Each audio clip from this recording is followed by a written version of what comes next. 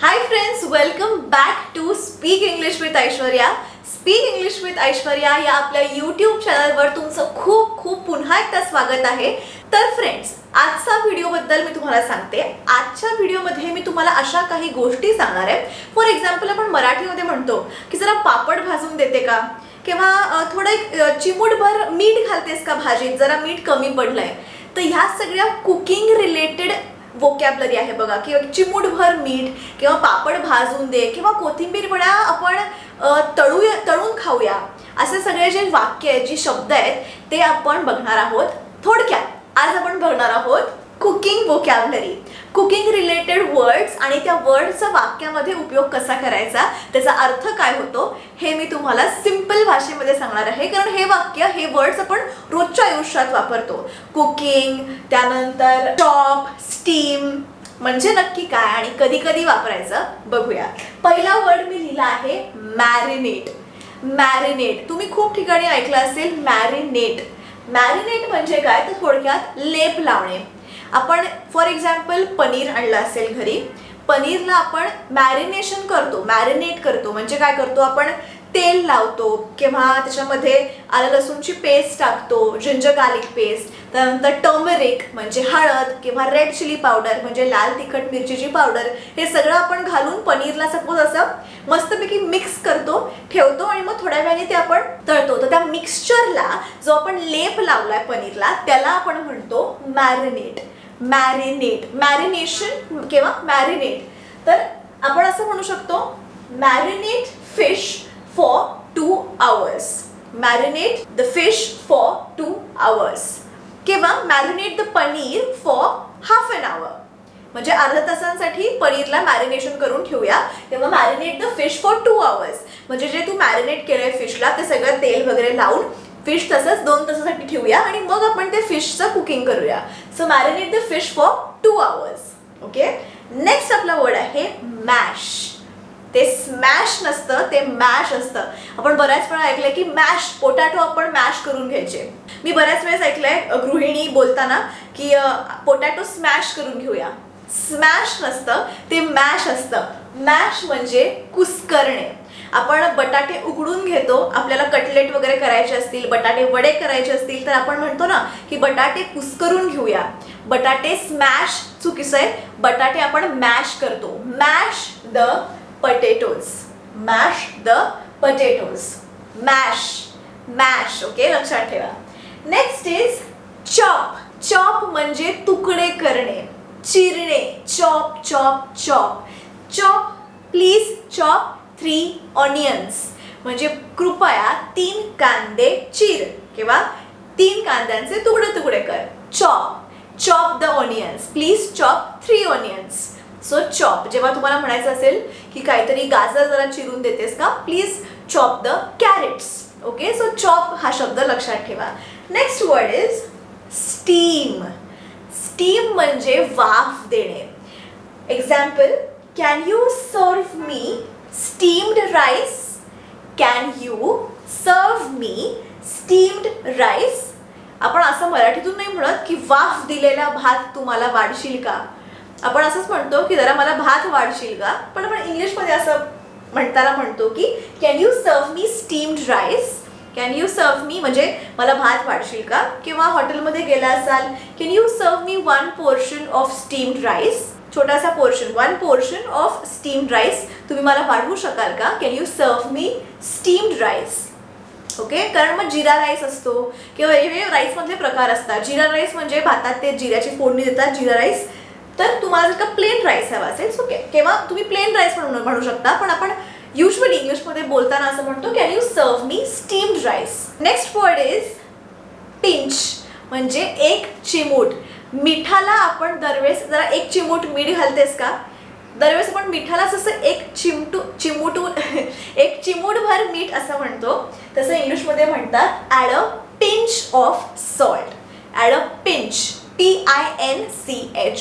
Add a pinch of salt. So सॉल्टसाठी कायम pinch हा शब्द लक्षात ठेवा. Can you sprinkle a pinch of salt please. म्हणजे ह्याच्यावर जरा 1 चिमूटभर जरा मीठ घालतेस का. Can you sprinkle. स्प्रिंकल म्हणजे असं स्प्रिंकल, असं आपण केकवर सुद्धा जर का डेकोरेशन करायचं असेल तर छोट्या छोट्या गोष्टी मिळतात ना त्या डेकोरेशनच्या, त्या आपण स्प्रिंकल करतो. म्हणजे असं थोडक्यात विखरून त्या अशा टाकतो, त्याला असं स्प्रिंकल म्हणतात. So can you sprinkle a pinch of salt म्हणू शकता. पिंच लक्षात ठेवा. नेक्स्ट खूप कॉमन आहे आपल्या मराठी घरांमध्ये. आपण तळलेल्या गोष्टी खातच असतो. पापड तळून खातो, कोथिंबीर वड्या तळून खातो, खूप साऱ्या गोष्टी तळून खातो, कटलेट, बटाटे वडे. पण तळण्यामध्ये 2 प्रकार असतात. नेहमी तुम्ही ऐकलं असेल शॅलो फ्राय आणि deep fry. So what exactly is shallow fry and what is deep fry? Shallow fry म्हणजे कमी तेलात भाजणे. फॉर एक्झाम्पल कोथिंबीर वडी केलेली आहे आणि कोथिंबीर वडी शॅलो फ्राय होऊ शकते. म्हणजे तवा आहे, तवा खोलगट भांडं नाही घेतलंय आपण, तवा घेतलाय, तव्यावर आपण थोडंसं असं तेल टाकतो आणि त्या तेलामध्ये कोथिंबीर वड्या टाकून आपण त्या फ्राय करतो. So that is called as shallow fry. आणि डीप फ्राय, डीप फ्राय म्हणजे काय तर तेलात बुडवून तळतो आपण, त्याला भाजत नाही आपण, पूर्णपणे तेलात त्या एखाद्या बटाटे वड्याला डीप फ्रायच करावं लागतं. पूर्ण आपण कढई घेतो, त्याच्यामध्ये तेल टाकतो, तेल गरम झाल्यावर आपण बटाटे वडा टाकतो आणि त्याला डीप फ्राय करतो. म्हणजे काय करतो, तेलात त्याला तळतो. सो तुम्हाला फरक कळला. शॅलो फ्राय इज तेलामध्ये भाजणे. आता बटाटे वडे तर शॅलो फ्राय नाही होऊ शकत. सो शॅलो फ्राय मधला फरक कळला असेल तुम्हाला. Shallow fry and deep fry, 2 different things. Sentence बघूया. These cutlets taste delicious when deep fried. These cutlets taste delicious when deep fried म्हणजे हे कटलेट्स अगदी चविष्ट लागतात जेव्हा आपण त्याला डीप फ्राय करतो. म्हणजे त्या कटलेट्सची खासियतच अशी आहे की जर का तू त्या कटलेटला शॅलो फ्राय केलं, म्हणजे असं तेलात नुसतं भाजलं, तर ते कटलेट्स एवढे चांगले नाही लागणार. जेवढे ते चांगले लागतील जेव्हा आपण पूर्ण तेलात त्याला तळून काढू, पूर्ण डीप फ्राय जेव्हा ते कटलेट्स करू, तेव्हाच ते कटलेट्स एकदम स्वादिष्ट यम्मी लागतील. त्याचा अर्थ हेच होतो, these cutlets taste delicious. Delicious म्हणजे चविष्ट. These cutlets taste delicious when deep fried. ह्याच्यावरून मला एक आठवलं, आय होप तुम्ही माझा व्हिडिओ पाहिला असेल ज्यामध्ये मी सांगितलं होतं फूडबद्दल कसं एक्सप्रेस करायचं.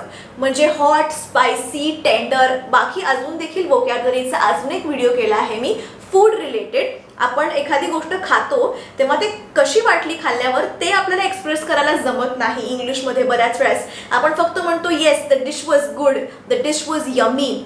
पण तुम्हाला जर का ॲक्च्युअली डिस्क्राईब करायचं असेल की अरे हा बाबा पनीर खूप चांगलं शिजलं होतं, चिकन खूप सॉफ्ट होतं, खूप चांगलं शिजलं होतं, खूप चांगलं मॅरिनेशन झालं होतं, हे सगळे वाक्य तुम्ही इंग्लिशमध्ये कशी बोलू शकता, कसं तुमच्या मनातली गोष्ट समोरच्या व्यक्तीपर्यंत पोहोचवू शकता अबाउट फूड, त्याच्यावर पण मी व्हिडिओ केला आहे. आत्ता मी तुम्हाला आय बटनमध्ये लिंक केलेला व्हिडिओ आहे, तो सुद्धा व्हिडिओ नक्की पहा हा व्हिडिओ पाहून झाल्यावर. आता नेक्स्ट वर्ड इज ओतणे. ओतणेला इंग्लिशमध्ये आपण म्हणतो पोर. POUR, पोर. तुझी पोरं कशी आहेत? पोरं नाही, लहान लहान मुलं पोरं नाही, पोर. पोर POUR म्हणजे ओतणे. आपण पाणी ओततो किंवा चहा ओततो त्याला आपण पोर म्हणतात. Can you pour the water please, can you pour the T please. तसं मी इथे एक्झाम्पल लिहिलेलं आहे, पोर the tea in the black cup. म्हणजे काळ्या कपमध्ये चहा ओत. पोर the tea in the black cup. पोर the tea in the black cup. पोर म्हणजे एका पातेल्यातून तुम्ही कपमध्ये ओतताय त्याला पोर म्हणतात. So pour the tea in the black cup. Next word is भाजणे. भाजणे. भाजणे म्हणजे रोस्ट. ROAST, roast. रोस्ट म्हणजे भाजणे. आपण पापड तव्यावर नाही, आपण पापड डायरेक्टली गॅसच्या फ्लेमवर भाजतो पकड घेऊन किंवा चिमटा घेऊन. सो पापड भाजणे, रोस्ट द पापड. आता पापडला मला इंग्लिश वर्ड माहिती नाही, उगाच माहिती नसलेले शब्द मी तुम्हाला पण सांगणार नाही, पण आपण युजली असंच म्हणतो सर्व इट विथ रोस्टेड पापड.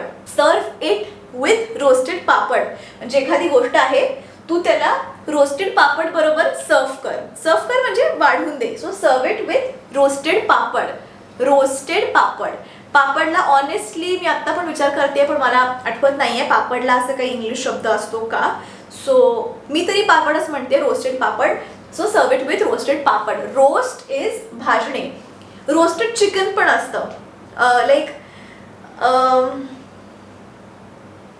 कसं असतं रोस्टेड चिकन? नको, आय डोंट नो कसं असतं, बट रोस्टेड चिकन ही डिश आहे. नेक्स्ट इज सालं काढणे. खूप कॉमनली वर्ड युज्ड आहे हा. खूप कॉमन वर्ड आहे हा. किचनमध्ये आपण स्वयंपाकघरात वापरतोच. बटाट्याची सालं काढ, काकडीची सालं काढ, गाजर सोलून दे, किंवा बरेच भाज्या असतात, सोलून दे, सालं काढ. त्याला इंग्लिशमध्ये काय म्हणतात? Peel of. PEELOFF. Peel of. Peel of म्हणजे सालं काढणे. Peel of. Okay. Peel off the potatoes. बटाट्याची सालं काढ. Peel off the potatoes. Simple. Next is थंड करून कडक केलेल्या गोष्टींना आपण म्हणतो फ्रीज किंवा फ्रोझन. आजकाल बघा फ्रोझन फ्रेंच फ्राईज पण मिळतात, त्या मकेनच्या किंवा वेंकीसच्या, किंवा फ्रोझन चिकन मिळतं, फ्रोझन अजून फ्रोझन मटार पण मिळतात. सो फ्रोझन म्हणजे काय? त्या गोष्टी त्यांनी फ्रीजमध्ये टाकून खूप हाय टेम्परेचरला, म्हणजे खूप थंड त्यांना वातावरण देऊन कडक केलेले असतात, म्हणजे ते जास्ती काळासाठी टिकाव्या आणि ते पटकन खराब नाही होत. That is called as frozen. For example, I am using the frozen peas. I am using the frozen peas for making pav bhaji. मला पावभाजी करायची आहे, पण माझ्या घरी मटार नाही आहे आणि माझ्याकडे फ्रोझन मटार आहे जी मी विकत आणली आहे. फ्रोझन पीज. फ्रोझन पीज म्हणजे त्या गारठलेल्या मटार असतात बघा, ज्या आपल्याला बाजारात मिळतात. तुझा बोलला फ्रोझन पीज. सो मी त्याचा वापर करते पावभाजी करायला. So I am using the frozen peas for making pav bhaji. I am using the frozen peas for making pav bhaji. Okay, हे होते आपले कुकिंग रिलेटेड वर्ड्स, आणि हे सगळे वर्ड्स तुम्हाला सांगून मला थोडीशी भूक लागलेली आहेच आहे. बट तुम्ही हे यूज करा वर्ड्स. तुम्ही हाऊसवाईफ असाल, तुम्ही वर्किंग वुमन असाल, तुम्ही कॉलेज स्टुडंट असाल, तुम्ही ऑफिसला जात असाल, म्हणजे नॉट नेसेसरी फक्त मी आता बायकांना सांगतेय, मी पुरुषांना पण सांगतेय. Like I am telling the main also, cooking is not just for women. So I hope तुम्ही मुलं सुद्धा घरी कुक करत असाल, ॲटलिस्ट चहा वगैरे करत असाल, किंवा थोडीफार हेल्प करत असाल. मे बी कांदे कापून द्यायला हेल्प करत असाल, मे बी तुम्ही हेल्प करत असाल भाज्या सोलून द्यायला. सो त्यावेळेस you can use these words. Chop the onions, peel off the potatoes. So नक्की तुम्ही ही तुमच्या डेली लाईफमध्ये वोकॅब्युलरी वापरा. हे शब्द तुम्ही रोजच्या आयुष्यात वापरा आणि मला कमेंट करून सांगा की ह्याच्या व्यतिरिक्त सुद्धा अजून काही शब्द आहेत का कुकिंग रिलेटेड किंवा स्वयंपाकघराशी रिलेटेड, जे तुम्ही इंग्लिशमध्ये वापरत असता तुमच्या घरी. जर तुम्ही या चॅनलला नवीन असाल, पहिल्यांदाच आले असाल, तर मी तुम्हाला सांगते की आपण या चॅनलवर मराठीमधून खूप सोप्या पद्धतीने इंग्लिश शिकत असतो. त्यामुळे नक्की या चॅनलला सबस्क्राईब करा. जे रेड बटन आहे ते क्लिक करा आणि मग जे बेल आयकॉन येईल तिकडे पण क्लिक करा, म्हणजे दरवेळेस जेव्हा मी नवीन व्हिडिओ टाकेल तेव्हा तुम्हाला नोटिफिकेशन येईल आणि तुम्हाला खूप सोप्या पद्धतीतून म्हणजेच मराठीमधून इंग्लिश शिकता येईल. आणि थांबा जाऊ नका, आणि इंस्टाग्रामवर मला फॉलो करायला विसरू नका. फ्रेंड्स, इंस्टाग्रामचा ID आहे माझा ऐश्वर्या पाटेकर ऑफिशियल. मी आता जो मेन्शन केला आहे, मला इंस्टाग्रामवर फॉलो करा, कारण तिकडे मी फोटोज टाकत असते. आणि मी भेटेन नेक्स्ट व्हिडिओमध्ये. तोपर्यंत keep practicing English and take care.